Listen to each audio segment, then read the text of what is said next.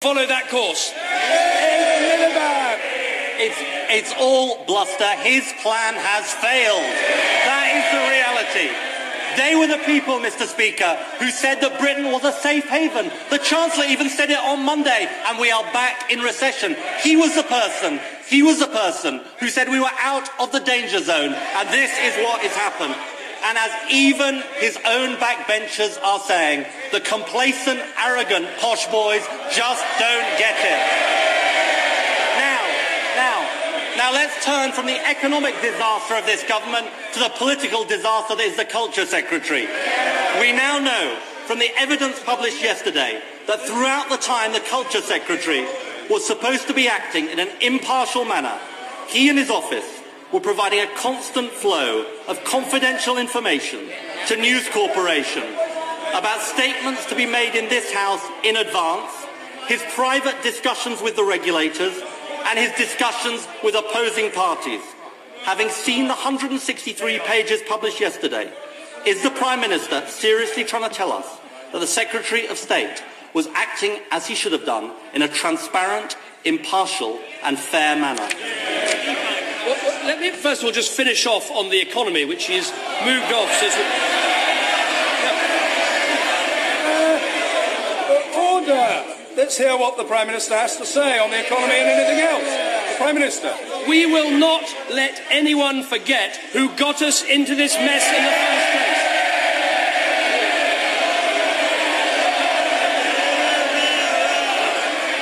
More spending, more borrowing, more debt. That is what caused these problems. It cannot be the solution to these problems. Now let me turn, Mr. Speaker. Let me turn, Mr. Speaker, to the Leveson inquiry. I set up the Leveson inquiry. The terms of reference of the inquiry were agreed by the leader of the Liberal Democrat Party and the leader of the Labour Party. And I believe that to step in and try and prejudge that inquiry would be wrong.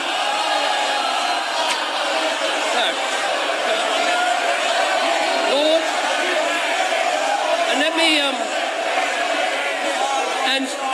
And let me be clear, Lord Justice Leveson has made that precise point this morning. Let me read to the House what Lord Justice Leveson has said. Perhaps the House would like to listen. Let's hear what the Prime Minister has to say, and then the questioning will continue. The Prime Minister.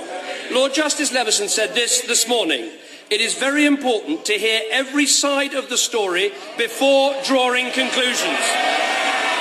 And then he said this, although I have seen requests for other inquiries and investigations, and of course I do not seek to constrain Parliament, but it seems to me that the better course is to allow this inquiry to proceed. Now, having set up this inquiry, having agreed with this inquiry, he should listen to the inquiry. Mr. Speaker, Lord Justice Leveson is responsible for a lot of things, but he is not responsible for the integrity of the Prime Minister's government. In case he'd forgotten, that's his responsibility as the Prime Minister. Now, Mr. Speaker, it beggars belief that the Prime Minister can defend the Culture Secretary, because he wasn't judging this bid, he was helping the bid by News Corporation. 2 days before the statement to the House, on the 25th of January, the Culture Secretary's office was not only colluding with News Corp to provide them information in advance, they were hatching a plan to ensure, and I quote, it would be game over for the opposition to the bid. Does the Prime Minister really believe that is how a judge and his advisers are supposed to act? Well, the Leader of the Opposition clearly doesn't think what Lord Leveson said this morning matters.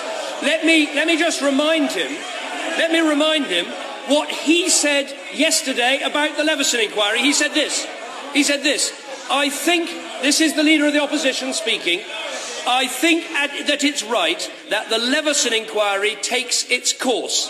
He went on, the most important thing is that the Leveson inquiry gets to the bottom of what happened, of what Labour did, of what the Conservatives did, and we reach a judgment about that.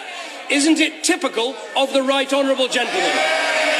In the morning, In the morning, he sets out his very clear position, but in the afternoon, he cannot resist the passing political bandwagon. Ed Miliband.